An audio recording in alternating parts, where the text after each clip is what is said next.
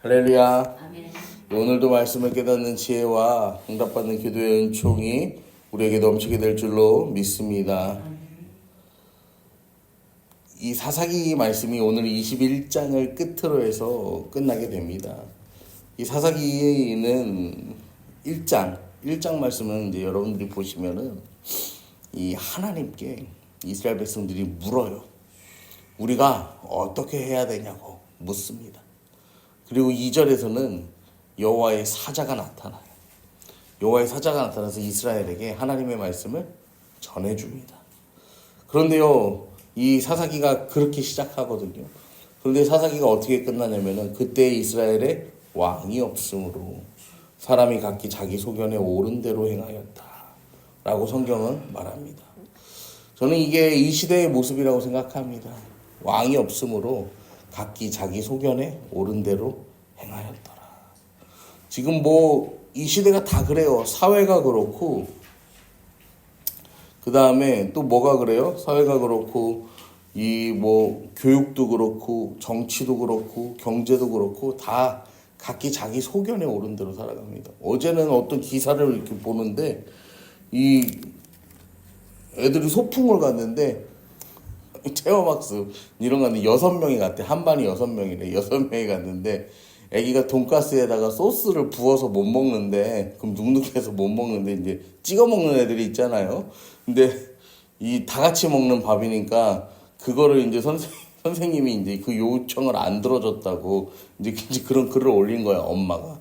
그게 기사화가 됐는데 제가 그거 보면서 그냥 제 개인적인 생각은 그렇습니다. 안 먹을 수도 있지만 이게 공동체이기 때문에 어쩔 수 없다. 왜냐면은 얘 소스 이거 얘기하면은 얘는 소스 저기 하고 쟤는 샐러드 안 먹으면 얘는 샐러드 얘기하고 이제 그렇게 할 수는 없잖아요. 본인이 선택할 수 있다면 모르겠지만 그런 것처럼 아니면은 아예 소스가 안 부어서 나오게 처음부터 요청했으면 어땠을까. 이제 별의별 생각이 혼자서 다 들더라고요.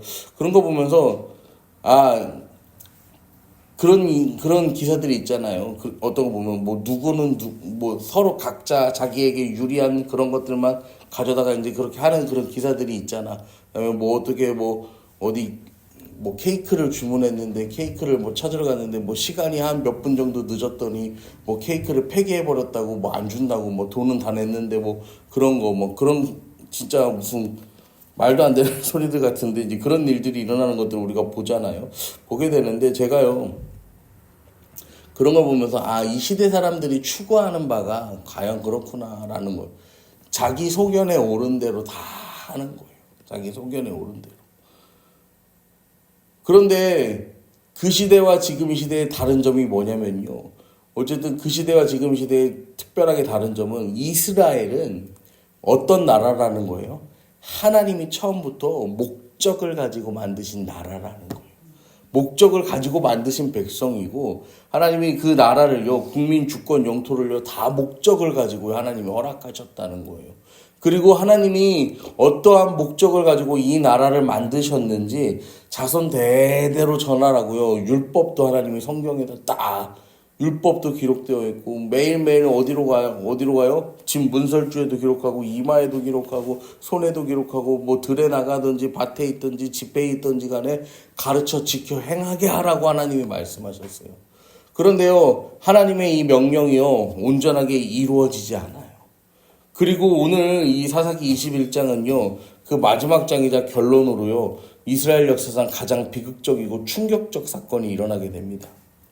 1절 말씀입니다. 이스라엘 사람들이 미스바에서 맹세하여 이르기를 우리 중에 누구든지 딸을 베냐민 사람에게 아내로 주지 아니하리라 하였더라. 여러분, 이 맹세가 보면요, 겉으로는 되게 공의로운 것처럼 보입니다. 그런데요, 이 그냥 자기 맘대로 하는 말이에요. 왜냐면은 레위인이요, 자기가요, 자기 의지대로 첩을 취합니다. 그리고요, 이 첩 또한 자기 소견대로요, 뭐예요? 가출해버리죠. 그리고 기브온의 불량배들도 자기 소견대로 행동해요. 그리고 그 과정 속에서 이 한 생명이요, 산산조각 나요. 근데 이 사건으로 인해서 분노한 11지파가 베냐민을 마치 이방인처럼 대하면서요, 전쟁을 벌여요. 그리고 분노의 결과로요, 이 베냐민이라는 지파가 거의 멸절에 가까운 결과를 맞이하게 된다라는 거예요. 그런데 여기서요, 이들이요, 문제를 이제 해결하려고 하는데요.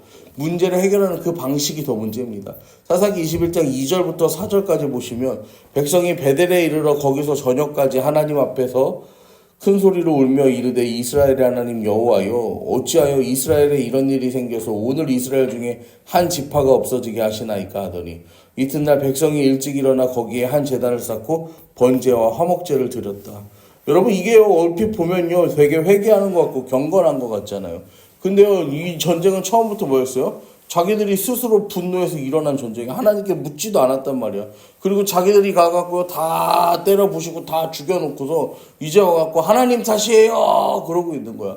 그 다음에 우리야 이게 다 하나님 탓이야 이러더니 다음날 아침에 일어나갖고 이거 다 하나님 탓인데 우리가 화목제를 드리자.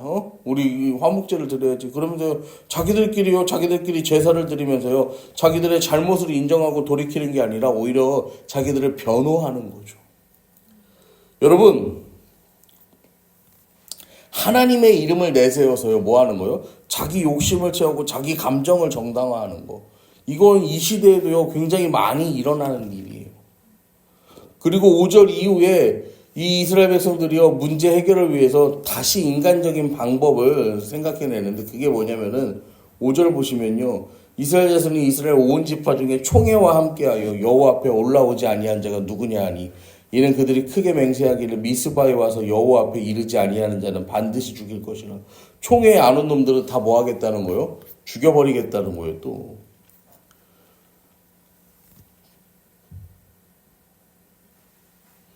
그러면서 회중이 큰 용사 2만 2천 명을 그리로 보내서요. 가서 야베스 길르앗의 주민과 부녀와 어린아이를 칼날로 치라.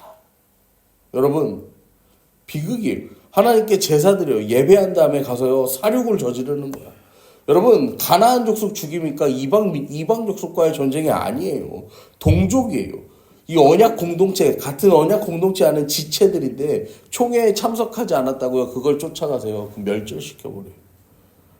그 결과 살아남은 게 뭐냐면요.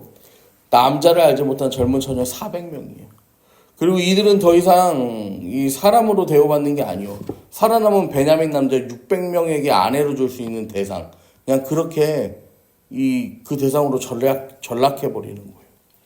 여러분, 하나님 백성이라고 처음부터 하나님의 목적을 가지고 만든 나라, 그 목적을 가지고 만든 백성인데 이들이요, 이제는 어떻게 살아가는 거예요? 가나안 족속도 안 할 일들을 하는 거야. 그래서요, 12절에 보시면, 사사기 21장 12절에 보시면요, 이 성경이 뭐라고 하냐면요. 그들이 야베스 길르앗 주민 중에서 젊은 처녀 400명을 얻었으니 이는 아직 남자와 동침한 일이 없어 남자를 알지 못하는 자라. 그들을 실로 진영으로 데려오니 이곳은 가나안 땅이더라. 여러분 실로야. 하나님의 이 성막이 있는 이곳이거든요. 언약궤가 있는 장소거든요. 근데요 그 땅을 뭐라고 해요? 이곳은 가나안 땅이더라. 여러분 이스라엘 백성들이요 더 이상 하나님의 백성으로 살아가지 않는다는 거. 하나님 통치가 있는 하나님의 백성으로서 살아가는 게 아니라 가나안 사람들처럼 하나님 없이 살아가는 땅이 되어버렸다는 선언이에요. 여러분 하나님의 언약궤가 여기 있는데 그 땅이 뭐래요? 그냥 가나안 땅이래. 더 이상 이 이스라엘 사람들은요 하나님의 백성으로서의 정체성을요 지키지 못하고 살아간다라는 거예요. 왕이 없다는 핑계로 하나님 밀어내고 사람의 논리를 거기다 가져오고 그렇게 그걸 살아가요. 그러다 보면 여인들을 짐승처럼 나눠주고요. 억울한 죽음을 방조하고 모든 책임을 하나님께 떠맡겨버리면서요. 우리들은 무죄하다 하는 모습이요. 여러분 사사기의 모습입니다. 여러분 이 시대도 그래요. 우리는 왕이 없는 시대를 살아가고 있어요. 많은 사람들이 왕이 없다라고 말해요. 교회는 굉장히 많아졌어요. 옛날 같지 않죠. 예배의 형식은 또 화려해졌어요. 그 다음에 성경적 지식도 우리가 많이 충만해졌어. 그런데요 여전히 자기 삶에서는 어떻게 살아가는 거예요? 자기 소견에 오른 대로 내가 보기 좋은 것, 내 기분에 괜찮은 것들을 택하여 살아간다라는 거예요. 근데 우리 예수님은요 우리에게 뭐라고 말씀하세요? 내게로 와서 내 멍에를 지고 내게 배우라 말씀하세요. 수고하고 무거운 짐진 자들아 다 내게로 오라고 하시지만 그 수고하고 무거운 짐을 내려놓고 주님이 지어주시는 그 멍에를 메고 주님의 그 길을, 주님의 도를 배우라는 거예요. 왕이신 예수님께서요, 우리에게요, 십자가의 방법을요, 그 십자가의 방법대로 살아가라고요, 말씀하신다라는 거예요. 예수님 어떻게 살아가십니까? 억울해도 참으시죠. 모욕을 당해도 복수하지 않으세요. 자기 생명을 내어주심으로 하나님의 공의를 이루어 가세요. 여러분, 왕이 없다고 말하는 백성들의 삶과는요, 정반대의 삶을요, 왕 스스로 그렇게 보이셨다라는 것입니다. 여러분, 우리 주님을요, 여러분 인생에요, 진정한 왕으로 여기신다면요, 이제 우리가 따라야 할 삶이 무엇인지요, 너무나도 명확하게 드러납니다. 왕이 없다고 내 소견에 오른 대로 행하는 삶이 아니라 왕이 보여주신 섬김과 희생, 겸손을요, 우리는 따라가야 한다라는 거예요. 여러분, 베드로전서 1장 18절 19절에요, 이렇게 말합니다. 성경이요. 너희는 알거니와 너희 조상이 물려준 헛된 행실에서 대속함을 받은 것은 은이나 금같이 없어질 것으로 된 것이 아니요 오직 흠없고 점없는 어린 양 같은 그리스도의 보배로운 피로 된 것이라. 할렐루야. 아멘. 여러분, 어린 양의 보배로운 그 피가 우리를요, 오늘도 정결케 함을 믿으시기를 바랍니다. 아멘. 오늘 하루를 여러분 시작하시면서 그렇게 기도하세요. 여러분, 오늘 하루를 살아가시면서 하나님 앞에 그렇게 하루 종일 물으세요. 하나님 어떻게 하면 좋을까요? 하나님 무엇을 하면 좋을까요? 하나님 이렇게 할까요? 저렇게 할까요? 하나님의 말씀을 여러분 인생의 기준으로 삼으시기를 바랍니다. 여러분의 경험과 감정과 관점에 기반해서 살아가면요, 왕이 없어서 자기 소견에 오른 대로 살아가는 이스라엘 백성들과요, 다르지 않습니다. 그리고요, 그대로 살아가다 보면요, 결국에는요, 공동체는 무너지고 가정은 깨지고요, 다 붕괴되어 버리는 거예요.